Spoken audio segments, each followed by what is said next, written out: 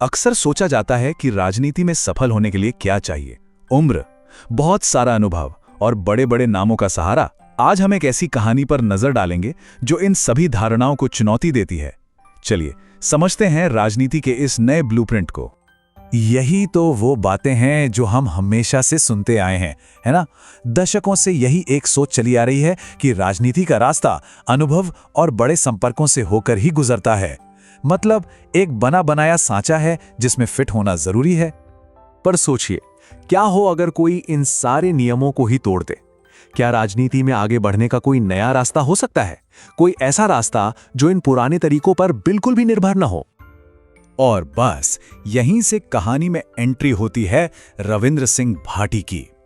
राजस्थान की रेतीली जमीन से निकला एक ऐसा युवा जिसका पूरा सफर किसी भी पारंपरिक राजनीतिक सांचे में फिट ही नहीं बैठता। देखिए, रविंद्र की कहानी की जड़ें कितनी साधारण हैं।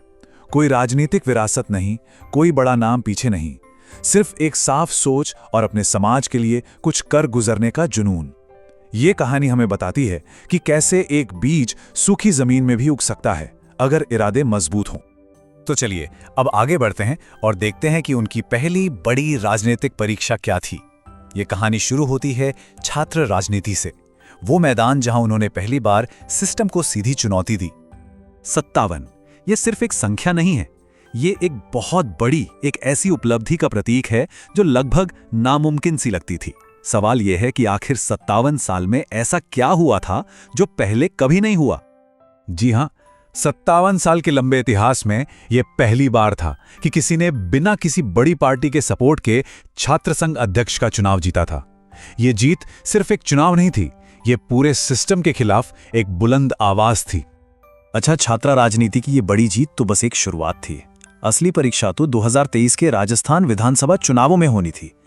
एक तरफ थी राजनीति की स्थापित ताकतें और दूसरी तरफ एक अकेला निर्दलीय उम्मीदवार।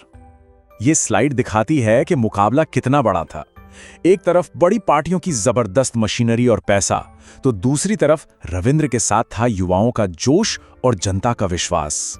ये सच में पैसे और जुनून के बीच की लड़ाई थी। उस वक्त उनके खिलाफ हर तरफ से शक की आवाजें उठ रही थी। लोगों का मानना था कि अरे, इतनी कम उम्र में और वो भी बिना किसी बड़ी पार्टी के सहारे चुनाव जीतना तो नामुमकिन है। लेकिन जनता ने अपना फैसला सुना दिया और नतीजा ऐसा था जिसने सबको चौंका दिया। रविंद्र सिंह भाटी ने राजनीति के बड़े बड़े दिग्गजों को हराकर विधानसभा में अपनी जगह बना ली। इस एक जीत ने पारंपरिक पार्टियों को अपनी पूरी रणनीति पर फिर से सोचने के लिए मजबूर कर दिया। तो विधायक बनने के बाद क्या हुआ, क्या कुछ बदला? ये सेक्शन हमें बताता है कि उन्होंने अपनी इस नई ताकत का इस्तेमाल कैसे किया और क्या वो अपनी जड़ों से जुड़े रहे। विधायक बनने के बाद भी वो बदले नहीं। उन्होंने सबसे पहले अपने इलाके की सबसे बड़ी और सबसे पुरानी समस्या यानी पानी की कमी को दूर करने पर ध्यान दिया।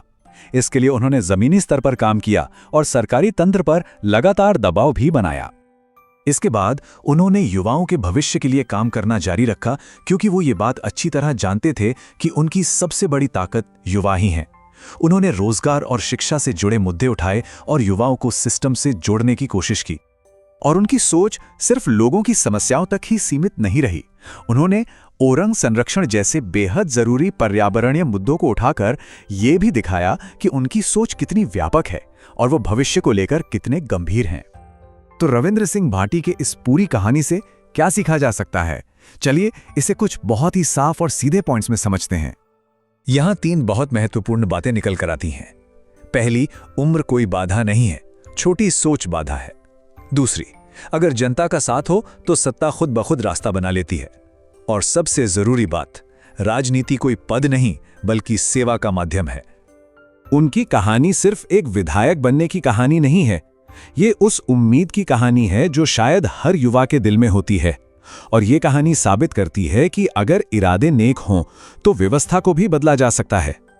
और अंत में ये कहानी एक बहुत ही शक्तिशाली संदेश देती है कि असली बदलाव की शुरुआत हमेशा युवाओं से होती है। अब सवाल ये उठता है कि क्या ये कहानी वाकई भारतीय राजनीति का एक नया अध्याय लिख रही है?